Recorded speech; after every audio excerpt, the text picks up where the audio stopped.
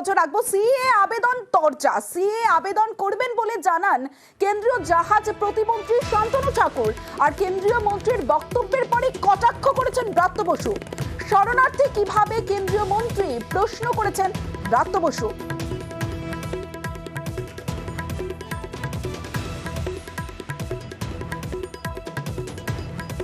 Obviously আমি করব। আমার যদিও না করলেও কিছু হবে না।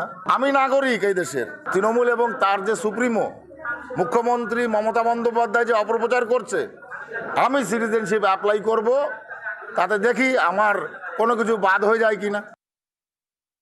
আমি মাননীয় স্বরাষ্ট্রমন্ত্রী ভারতবর্ষকে যে আবেদন রাখাবো, এরকম একজন ইল্লিগাল শরণার্থী, আপনাদের ভাষায় শরণার্থীকে 5 বছর কি করে আপনারা কেন্দ্রীয় প্রতিমন্ত্রী করে রেখে দিলেন, যার নাগরিকত্ব নেই। একজন ইল্লিগাল মাইগ্রেন্ট তিনি কি করে কেন্দ্রীয় মন্ত্রিসভার ক্যাবিনেটে স্থান পেতে পারেন?